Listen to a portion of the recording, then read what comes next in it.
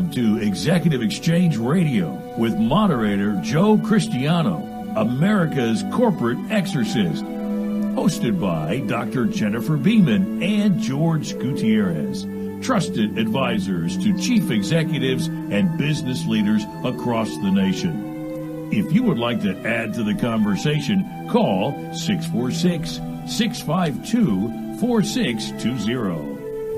Welcome, everyone, to Executive Exchange Radio. I'm your moderator, Joe Cristiano, and with us today we have George Gutierrez of the BMOC Group, together with Dr. Jennifer Beeman, and Command Sergeant Major Stephen Smith. Today's topic will be around management again, but this time we're going to take a different approach. We're going to talk about if management has a responsibility or what the responsibility is to the community. Many companies make community involvement part of their culture. Some do it because they feel it's the right thing. Some do it because they feel that it's good for business. And others feel that business doesn't have a responsibility to the community. They have a responsibility to their customers, and that indirectly serves the community. So we'll sort of unravel this, and we'll have, I'm sure, a difference of opinion and see what we come up with. And we invite you to call 646-652-4620, only during our live broadcast, of course. And if you want to add your opinion, just press the one button and we'll let you through. Okay? Well, welcome, everyone, to this edition of Executive Exchange Radio.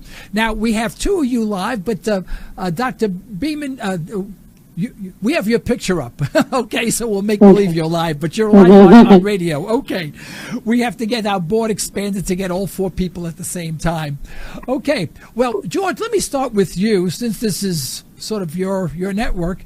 When you say management's responsibilities or management and community, how do you define that, and what do you really mean? I think what I mean is within the context of leadership at the very high senior and executive levels from a corporate perspective. And I'd like to shape today's conversation about communities and individuals. There's a relationship obviously between the two, just intuitively. You can't have communities without individuals. But there is a topic there with a huge existing body of data in terms of writings, etc., that addresses corporate social responsibility. And I thought your introduction was very well, because there are some theories out there, or some conversations, if you would, that do surround themselves around leadership that says or believes that, the only purpose for business is to make a profit. Now, that is not necessarily, a bad statement to make. If you're going to be in business, then why wouldn't you make a profit? But that train of thought kind of removes that, corporate social responsibility, that those that our leaders have to give back to the community. And so within the whole conversation of, the leader and the led, I think what I want to get our heads around is that you could be any type of leader, but if you don't have people to lead, then the only thing you're going to lead is yourself. So people are important, and if we internalize the fact that people are very important, then we have to look at how our communities are shaped in terms of people, in terms of the different kinds of people.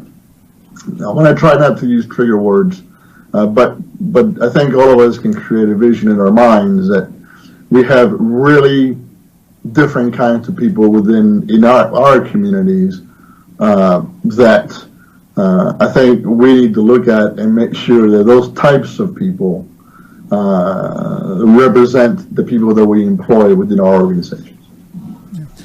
Dr. Beeman, what is your opinion, and adding on to that, how do you measure that? what's too much, what's too little, and it's like the Three Little Bears. How much is just right?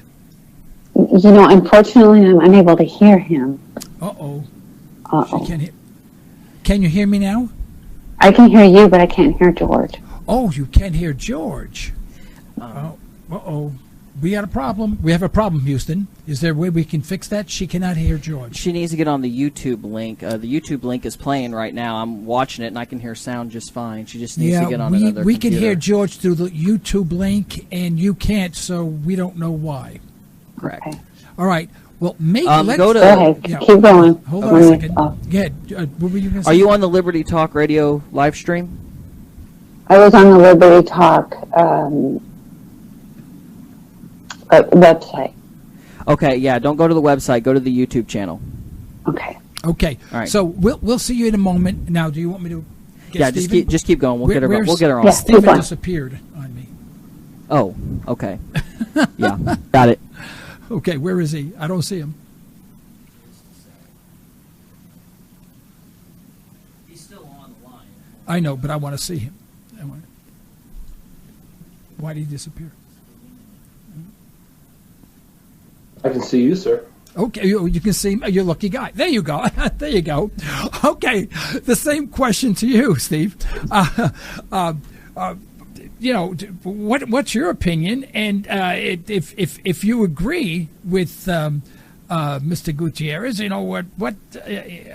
how do you measure it? How much is too much and too little? And how should you do that? What form does it take? I do agree with George, but on a few caveats.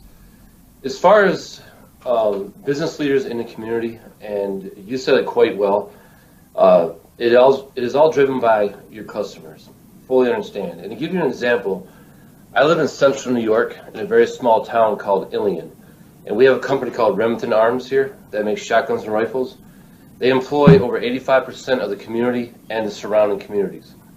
Now, with that being said, the leadership or management part of Remington has a great amount of influence inside the community, whether it is through charitable or direction or motivation.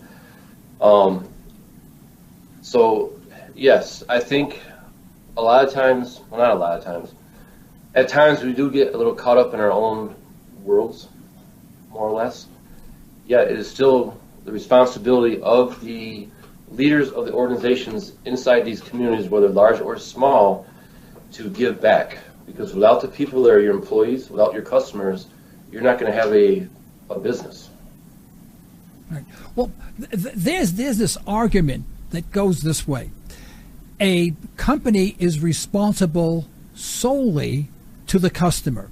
Now, they have to treat the employees with respect and pay them what they produce, basically a fair wage for what they produce. If you're just a guy that just sweeps the floor, you're not going to get paid the same amount that's a high-skilled technician, etc. So, but once you fulfill that mission, haven't you fulfilled the mission of actually serving the community? Because your employees are the community, and that's where your focus should be. And individuals should serve the community, not the corporations. I'm giving you it. I'm not saying that's right. I'm just saying that is an argument that I have heard. And then it goes further. Excuse me. Let me add one thing. It goes further by saying. Okay. Though. Yeah, I'm sorry. No, that's fine. By taking care of your employees, all right, they get paid the wage for what they do. I agree 1,000%. That alone, you're providing a productive workforce, a productive society inside your community. I understand. Now, with that being said, if that worker bee, and I'll use the example that you used, the one person that was the sweeper that gets paid the minimum wage, which is whatever it is, 10 or 15 dollars an hour, he's doing his part and you're doing your part. Yet, by leading by example, if you lead by example, you can make your community, showing that you can make your community better. Instead of going to work, coming home, open the door, go inside the house, close the door, watch the news, have dinner, and go to bed. I believe every part of the community, the old saying, it takes a village to raise a child, I truly believe in that. And if you lead from the front or lead by example, one, by taking care of your employees, then second, showing your employees that you care about the community that they live in, and hopefully you live in the same community. I just think it's a pay it forward type mentality. That's all. But I do agree with what you're saying. Yeah, okay. And I'm using, and George can vouch for this, the military mindset. Take care of the soldiers, soldiers take care of you. Kind of a two-way street. Well, George, what about that? I mean, here you have an argument can be made to say, hey, I treat my employees well who are part of the community. I pay them well, so that serves the community. You know, I don't cheat anyone, and the money that we make, we reinvest in the business, which is indirectly investing back into the people of the community. If I take that money and hold a carnival or something like that, I'm actually taking away from the community, although it may appear as if that I'm doing more for the community. Yeah, so let's elevate this a notch or two. Let's look at it. Let's look at the conversation from a societal perspective. Okay, so we've used words such as leadership. I think Steve Smitty used the word duty. I think he also used a couple of trigger words in there. Taking care of people. And then, he said he believed in it takes a village. Now I'm going to disagree with the whole take a village thing because I'm just not going to agree with that one. And there's a whole bunch of reasons why. So let's look at it from a perspective, and then we also use the word organizations. So let's look at what organizations are and what they do. So within the construct of defining an organization, we can say that there's several. You got nonprofits, you got businesses that are for-profit, you've got government organizations, and you have civic/public organizations. So when you look at the different levels of organizations and types of leadership, I think everyone working in concert do have a responsibility, to give something back to the community, because and you do that under the pretext to whom much is given, then much is expected. So here's an example.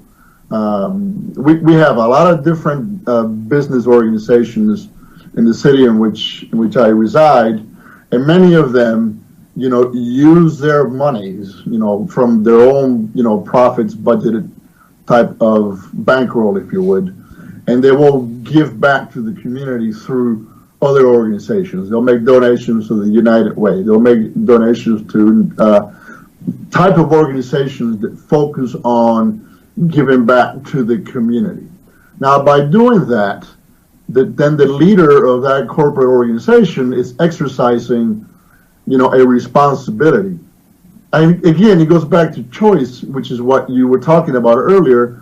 And clearly, in a capitalist society, they don't have to give back, because if you're of the mindset that you're already giving back because you are employing people from that community, and that should be enough, then you're free to do so. And I don't think that we should be here to criticize businesses, that don't go the next step. At the same time, I don't think that we should be, looking at government, for example, as the one organization that provides solely for the needs of a community.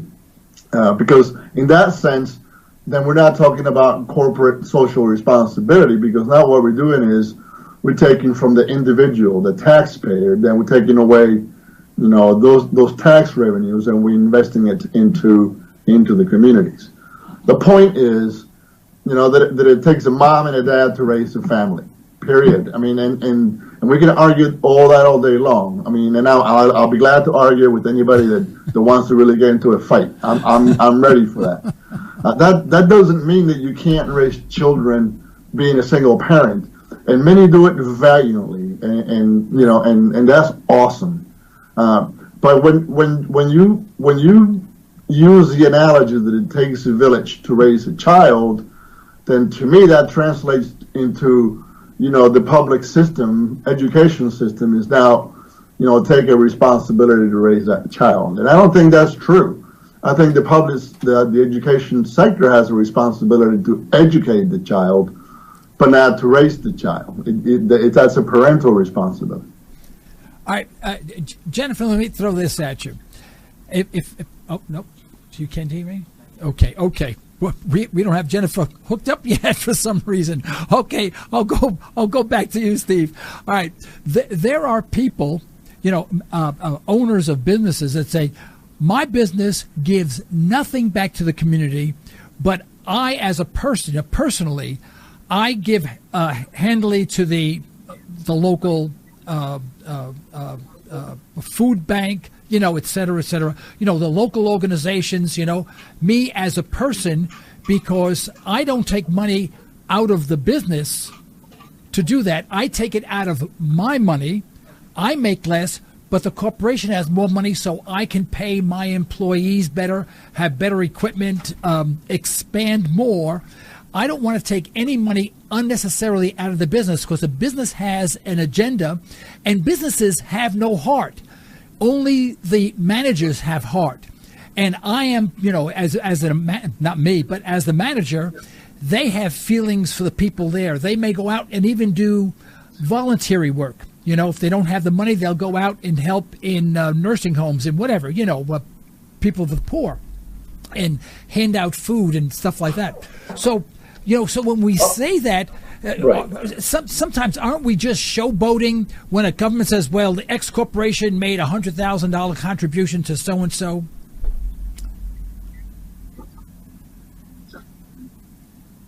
So I'm not thinking showboating, Joe. I think that is a way of doing something. But I think we're talking about something even larger. So if you look at sustainability, how do we sustain, the businesses of the future? How do we sustain, the population growth, and how do we sustain, organizations within the community? Because when you use the word community, there's a lot of different moving modular pieces that form a community. You have all kinds of different working organizations. So when you look at it from a sustainability perspective, I think you have to look at our country, our nation, our communities, our cities, from a consumption perspective. So I think organizations, business organizations or corporate organizations have a responsibility to make sure that we don't consume more of the natural resources that we need to consume in order to go after the work of business. So we have to have some sort of restraining there on how we, maintain the environment. And I'm not trying to be an environmental wacko when it comes to this. Okay, I'm just talking common sense. When we look at I look at it in three steps. Consumption, available resources in terms of dollars. So then those available dollars an organization has, that they do have a responsibility, to manage those resources, first of all, internally, pay their employees, etc. But they can also have programs to where are targeted programs that help the community where needed. And they can do that by, like you said earlier, they can make a donation. I mean, we have a local company here, a car company, that the last year wrote a check for $10,000 as a donation, where we were trying to raise $1 million, and we did actually. We raised more than $1 million, but we had several businesses within the community that the best thing they could do is actually write a check, because they just couldn't, dedicate their labor force to go out and do something different. And then it's about people, and I think Steve really kind of put that together. It really is about people. So, and I like the way you put it. Organizations, they do not have feelings. Okay, they're just entities. But the people that are in it, so the leaders, the manager, the employees, when they wrap themselves around, giving back to the community, they can do wonders. We have several times throughout the year to where on Saturdays a bunch of different businesses, get together, and they go to different rural areas, Right. And in some of the towns too, here in the Shenandoah Valley, and they'll come together for X number of hours, and they have things that they provide for those that are in need. Yeah. I'll give you an example. I'll give you an example. We have a company that's actually out of, I think, North Carolina, and they're a huge poultry company, and every year they donate about 1,000 turkeys. So somebody goes and drives down there, they pick up a bunch of turkeys, bring it back to the community. So and those turkeys are divvied up, in different sectors, and then throughout the holiday season we deliver those turkeys, to people that are in need, such as homeless veterans or just people in general that are in need. That's one way of doing it, and another way that it's done, people know where to go, to get that type of assistance.